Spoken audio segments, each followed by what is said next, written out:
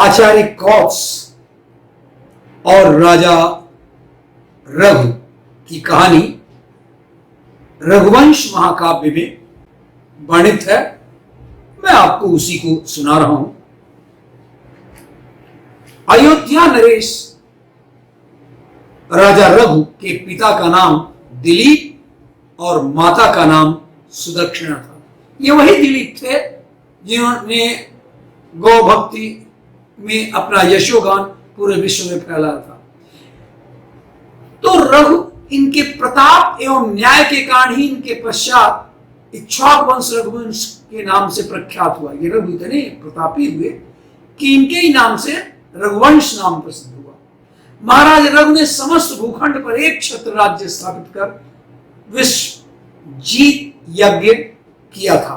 उस यज्ञ में उन्होंने अपनी संपूर्ण संपत्ति दान कर दी थी।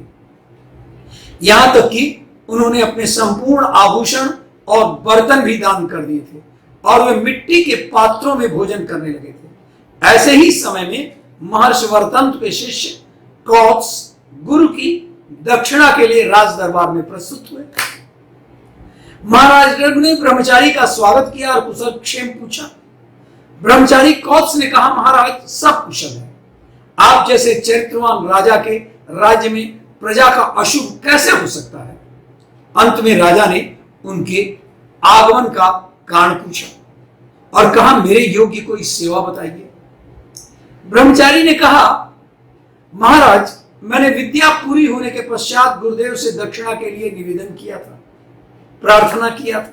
गुरुदेव ने कहा कि तुम्हारी सेवा ही मेरी गुरुदक्षिणा रही, अब तुम जाओ।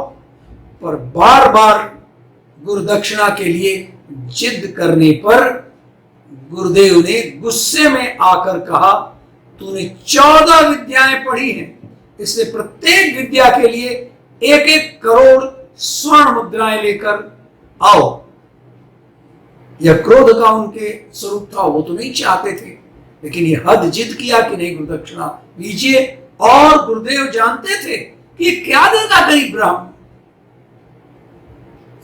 अब कुल 14 करोड़ स्वर्ण मुद्राओं की मुझे आवश्यकता है और मैं उसी के लिए आपके पास याचना के लिए आया हूं। परंतु आपके द्वारा मिट्टी के पात्रों को देखकर, उसमें भोजन करते हुए देखकर समझ गया कि आपने सब कुछ दान कर दिया है। अतः हे भगवान, आपसे कुछ मांगना उचित नहीं है। आपका कल्याण हो। मैं किसी अन्य दाता के पास जा रहा हूं। यह कहकर कौत्स उठकर खड़े हो गए। राजा रघु ने नम्र निवेदन किया, वेद में पारंगत ब्रह्मचारी गुरुदक्षिणा के लिए मेरे पास आए और निराश होकर दूसरे दाता के पास जाए, कृपा करके मेरे जीवन में यह कलंक न जोड़ें। आप मेरी यज्ञशाला में विश्राम कीजिए, मैं गुरुदक्षिणा की व्यवस्था करूंगा। देखिए, राजा रघु के पास कुछ भी नहीं था, मिट्टी के पात्र में भोजन कर रहे हैं, लेकिन ब्रह्मचारी को वो इस तरह से वापस लौटाना नहीं चाहते थे। राजा ने ब्रह्मचारी की व्यवस्था यज्ञशाला में करवा दी। भूमंडल में कोई राजा उन्हें दिखाई नहीं दिया जिससे कि उन्होंने धन प्राप्त न कर लिया हो। अतः दोबारा मांगना अन्याय और अधर्म था। अतः उन्होंने कुबेर पर चढ़ाई कर धन प्राप्त करने का निश्चय किया। कुबेर जो धन का राजा है, यह विचार कर सुबह युद्ध करने का निर्णय लिया। रात विश्राम करें और सुबह सुबह आक्रमण करूंगा कुबेर पर धन के लिए। प्रातःकाल प्रस्थान के पूर्व ही दौड़ते हुए कोषाध्यक्ष ने आकर निवेदन किया, महाराज रात्रि में कोषागार में स्वर्ण वृष्टि हुई है और कोषागार स्वर्ण से भर गया है। महाराजा रघु ने आकर कोषागार देखा और कुबेर से युद्ध का विचार त्याग दिया। राज दरबार लगा, संपूर्ण स्वर्ण का ढेर लगा दिया गया। ब्रह्मचारी कौत्स को सम्मान सहित बुलाया गया। महाराज ने कहा, यह संपूर्ण राशि आपके लिए है, आप सब ले जाइए। ब्रह्मचारी कौत्स ने कहा, महाराज मुझे तो केवल उतना ही चाहिए जितना गुरुदक्षिणा के लिए आवश्यक है। अपने लिए मुझे कुछ नहीं चाहिए। मैं उससे अधिक एक भी मुद्रा नहीं ले जाऊंगा। और आप जानते हैं कि गुरुदेव क्रोध में आकर के कहे हैं, इसलिए उससे ज्यादा तो एक भी स्वर्ण मुद्रा वो भी नहीं लेंगे। राजा बोले, यह समस्त राशि आपके लिए ही प्राप्त हुई है, इसमें से एक भी मुद्रा अन्य कहीं खर्च नहीं की जा सकती। आपको संपूर्ण धन ले जाना ही होगा।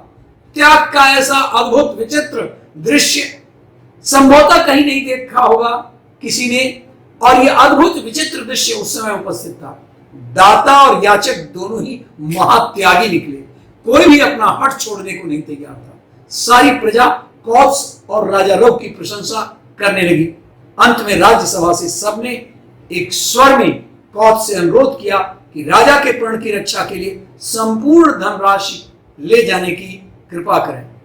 और अति आग्रह मानकर ब्रह्मचारी कौत्स ने सारा धन ले जाकर और निवेदन कर सारी कहानी को बता करके वर्तंत ऋषि जो उनके गुरु थे उनको समर्पित कर दिया।